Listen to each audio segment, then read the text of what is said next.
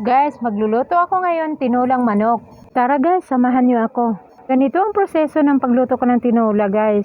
Una, pagkatapos hugasan, ilagay sa kaldero at wag nang lagyan ng tubig. Kusa lang kasi magkakaroon ng tubig yan guys. At antayin hanggang maubos ang tubig. At ng mantika na lang matitira. Ayan na guys, medyo nagkakamantika na. Lumabas na rin ang sarili niya mantika.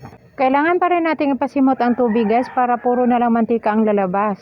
Lumalambot na rin ang karning manok guys sa katagalan dahil sa pagkakaroon ng tubig. At ayan na guys, medyo brown na. Pag lumabas na ang mantika at medyo brown na, patay na ang apoy para hindi masunog. Ayan na guys, medyo sunog na medyo brown na pala. Charing! Pwede na nating patayin ang apoy. Pagkatapos niyan, ipalit ang kawali. At yung mantika ng manok ay ilagay sa kawali. Diyan na natin gigisahin ang bawang. Kahit konti lang yan guys, okay lang para maluto lang yung bawang. Pag medyo brown na ang bawang, isusunod natin ang sibuyas. Pahinaan lang nga po guys para hindi agad maubos ang mantika. Huwag nyo nang dagdagan ng mantika guys, tama na yung mantika ng manok. Para mabawasan na rin ang kolesterol. Isusunod ko na ang sibuyas. Bahala na kayo guys kung gaano karami ang sibuyas at bawang na ilalagay nyo. Ukay-ukayin bahagya. Pag naluto ng sibuyas, isunod natin ang luya. Ayan na guys ang luya. Paparating na ang luya. Ayan, ilunod na ang luya. Pag medyo luto na ang luya, isusunod natin ang sayote.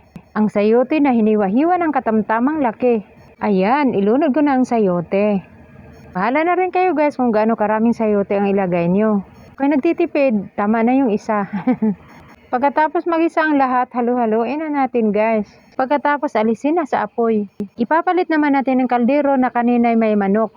Ibabalik na naman natin sa apoy at lagyan na natin ng tubig. At isusunod ang sahog na kanina ginisa natin. Lagyan muna natin ng tubig ang kawali na kanina ginisa ang sayote. At pagkatapos mahalo-halo, para masimot ang lasa sa kawali, saka naman natin siya ilagay sa kaldero. May laman ng manok at tubig. Ibubuhos ko na guys ang laman ng kawali dito sa manok na pinakuluan. Magsama-sama na natin sila. Ayan, nagkaroon na siya ng kulay.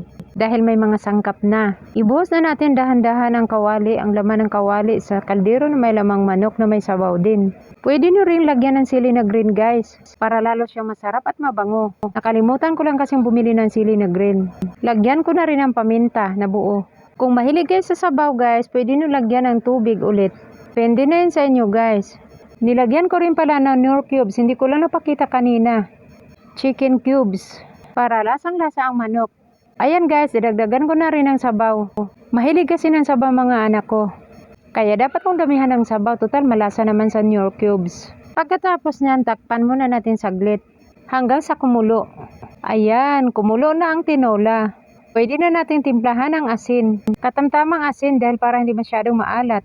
Katapos ng asin, isusunod natin ang Ajinomoto. Sarap kasi ang Ajinomoto. Yan kasi ang gamit ng mga sinaunang panahon, yung mga magulang ko. Yan kasi ang gamit nila. Kaya yan na rin ang gamit ko palagi. Sarap kasi ang Ajinomoto. Kunti lang ilagay yung bitsin guys dahil meron ng Knorr cubes chicken.